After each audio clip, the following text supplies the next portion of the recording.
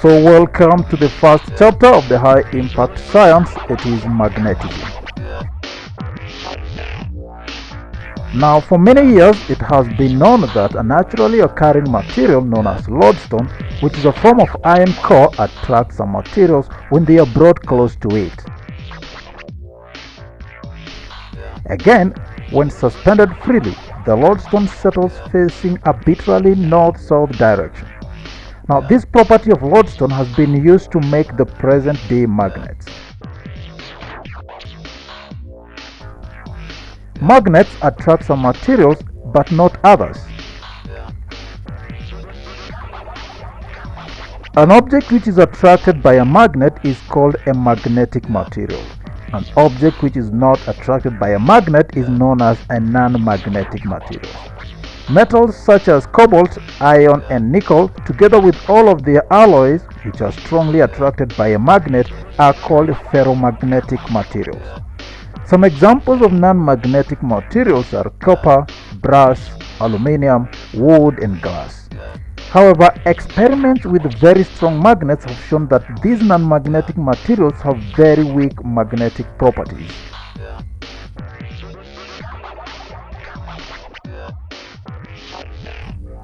So let's start by looking at the basic law of magnetism, which you may have now.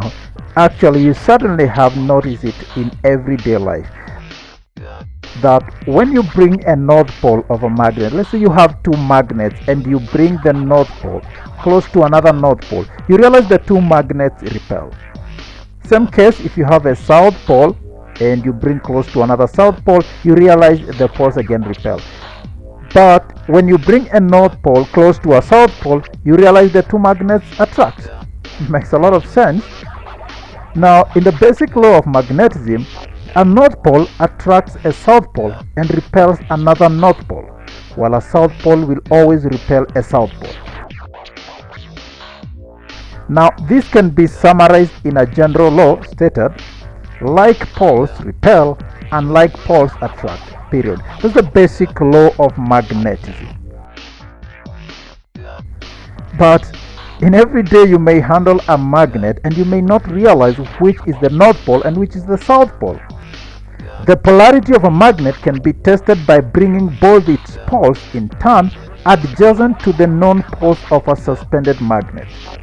Repulsion only occurs between the like poles of a magnet. However, attraction can occur between two unlike poles or between a pole and a piece of a magnetic material. Thus, the only sure test for polarity is repulsion.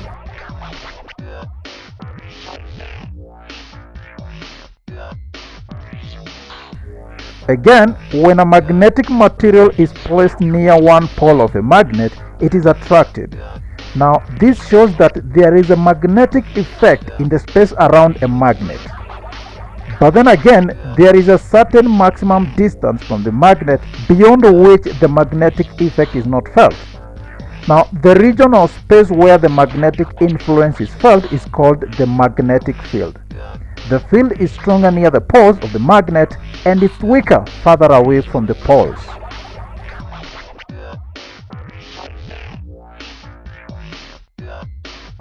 Next, we look at magnetic field patterns around various magnets. Now, magnetic field pattern can be hard to conceptualize, but we can practically demonstrate how they form simply by using a magnet and iron fillings.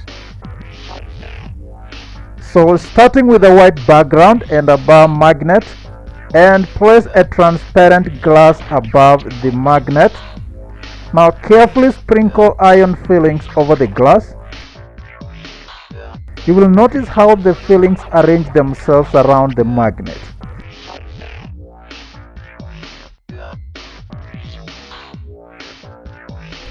Observe the field patterns from above and from the side.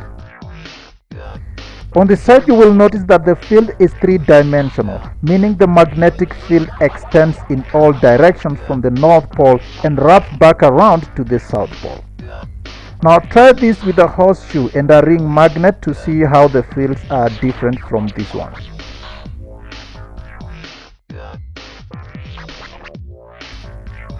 So I'm gonna show you some interesting behavior of magnetic fields using a horseshoe magnet and a keeper. A keeper is simply a piece of steel, and as you will see, it can be used to shape the magnetic field patterns. I will start with a clean white background and a horseshoe magnet. The keeper is already attached, and on top I'll put a piece of transparent glass which will keep the iron filings from directly contacting the magnet. Now I'm gonna get some iron filings.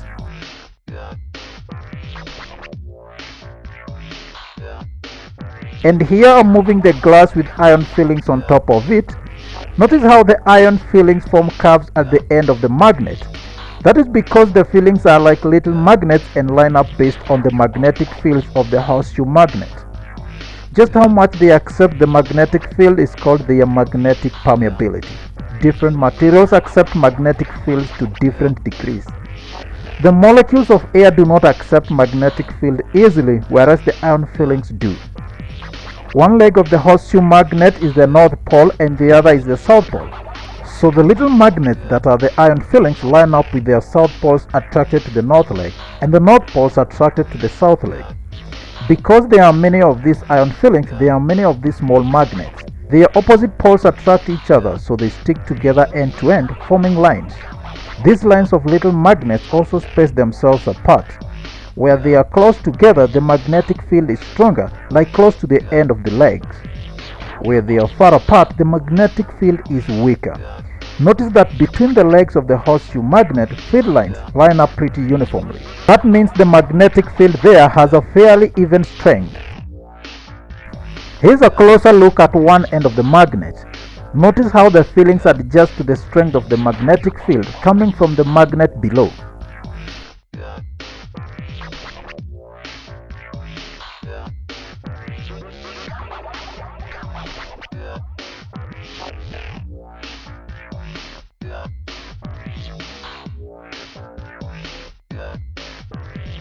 How about I remove the keeper?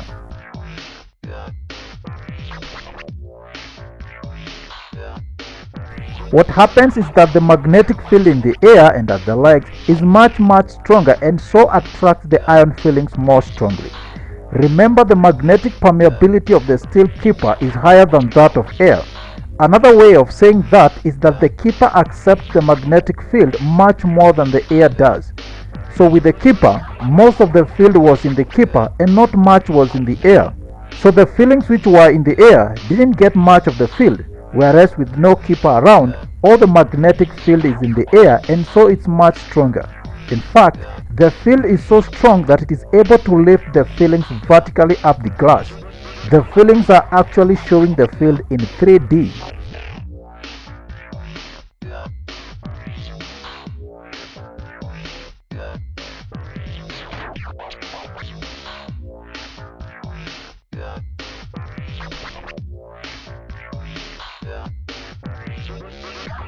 Now here's a classic magnetic field demonstrator. A large magnetic field demonstrator has lots and lots of compasses. So you slide the horseshoe magnet right in like this, slide the panel back in. You can see the magnetic lines of force. This is quite a demonstration.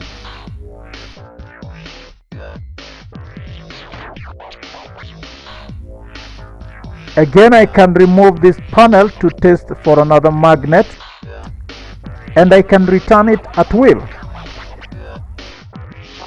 This time a bar magnet.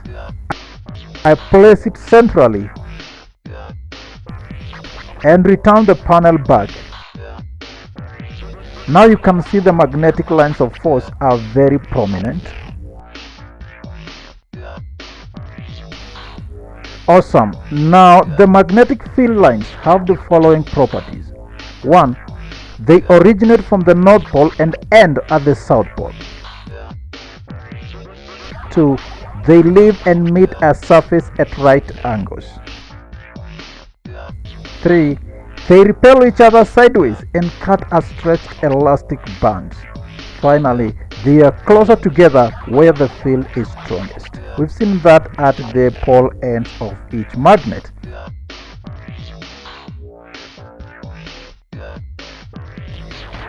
Now the magnetic field patterns for various magnets are shown on your screen next.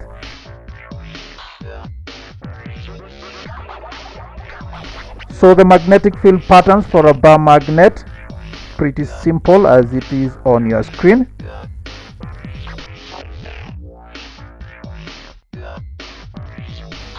When you bring two magnets with unlike poles close together, the field patterns will appear as is on your screen. Each magnet has its own magnetic field, and the two fields combine to produce a single magnetic field.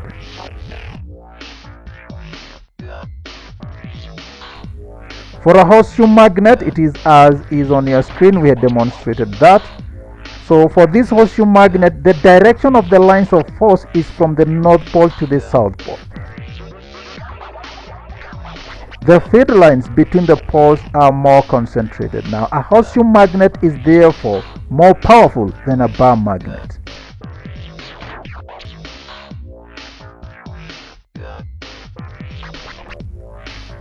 Field patterns between like poles. Now, when like poles are placed adjacent to each other, the lines of force do not cross. Lines from one pole are deflected by the lines from the other. This indicates repulsion. So there is no field at the point marked O, which is called the neutral point. At the neutral point, the resultant magnetic field is zero.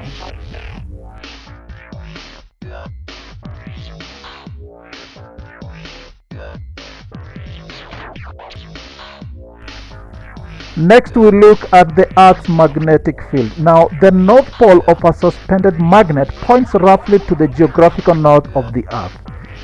By the laws of attraction, the Earth's contents make up a magnet whose south pole lies at the north. Wow. A compass needle aligns itself in the direction of the Earth's magnetic field. Remember, unlike poles will attract each other, and therefore the north pole of a magnet will be attracted to the north pole of the Earth, which forms the south pole of the Earth's magnetic field.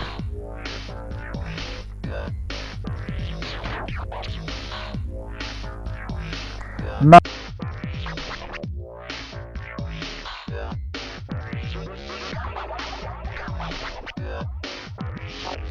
the domain theory. When a bar magnet is broken into two or more pieces, the pieces retain their magnetism, each having a north pole and a south pole at its end. Magnets consist of small magnetic groups called magnetic domains. The domains have a common magnetic axis, with one end being the north and the other being the south pole. Domains vary in shape and size. The subdivision of a magnet leaves each piece with some domains having a common axis. The domains comprise smaller subatomic magnets called dipoles. The dipoles in a particular domain point towards a common direction. In the unmagnetized condition, the dipoles arrange themselves in closed loops. The resultant magnetism of all the domains in this state is zero. When the material is placed in a magnetic field during magnetization, most of the domains are aligned in one direction. When this alignment has taken place, the material is said to be magnetized. If the magnetizing field is strong enough, all the domains get aligned. The material is then said to be magnetically saturated, and no further magnetization can take place.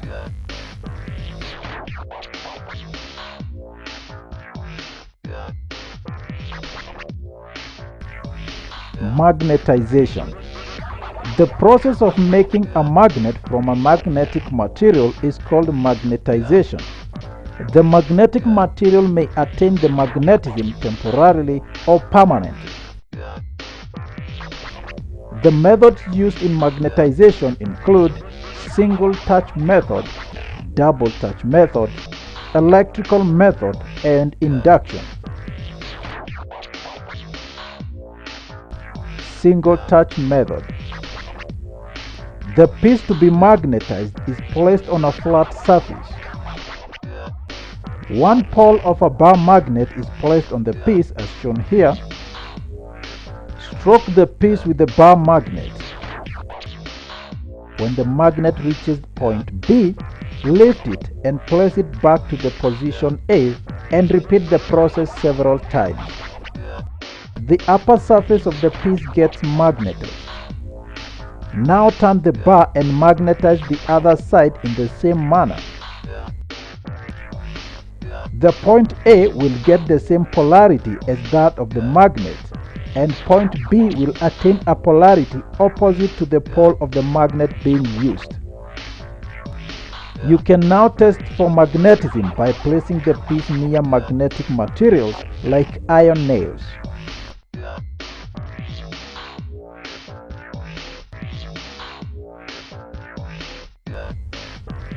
Double touch method. The bar to be magnetized is placed on two bar magnets. Opposite poles of two strong magnets are placed at the middle of the metal bar. Move the magnets towards the opposite ends of the bar, keeping the magnets inclined. On reaching the opposite ends, lift the magnet and place them back at the center. Repeat the process several times. The polarities developed at the ends are opposite to the poles used for magnetization. Again, you can test for magnetism using iron nails or any magnetic material.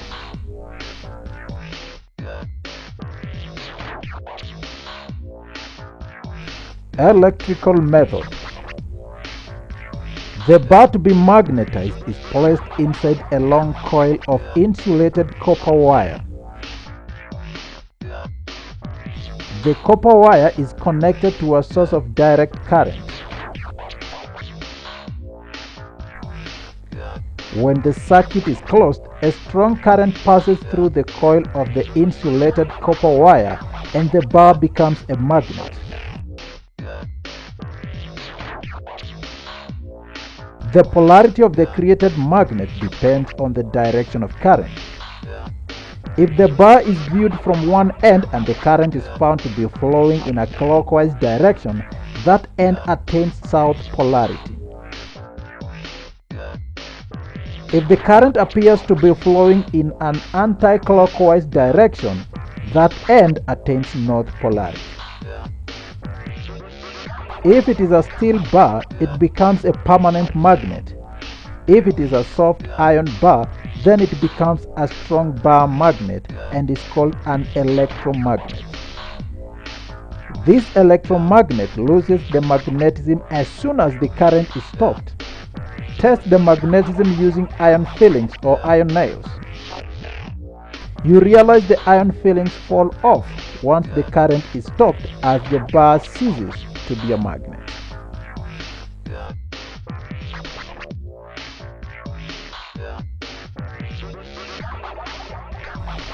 Demagnetization.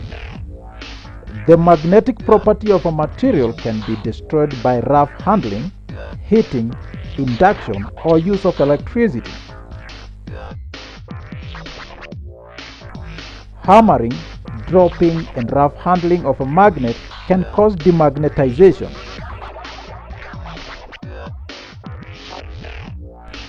A magnet also loses its magnetism if it is heated above a certain temperature called its Curie point. The Curie point for iron is 770 degrees Celsius and that of steel is 880 degrees Celsius. The Curie point for nickel is 338 degrees Celsius and that of cobalt is 1121 degrees Celsius. Now, if two magnets are placed side by side with like poles together, each induces opposite polarity on the other. As a result, the magnets lose their magnetism. To avoid this self-demagnetization, the magnets are placed in pairs side by side with their unlike poles together. Electrical method. Place the bar to be demagnetized inside a long coil of insulated copper wire in the east-west direction. Connect the copper wire to a source of alternating current as shown here. Switch on the circuit. Now slowly reduce the current to zero. The magnet loses its magnetism as alternating current changes direction continuously. This change in direction of current disturbs the alignment of molecular magnets, resulting in demagnetization.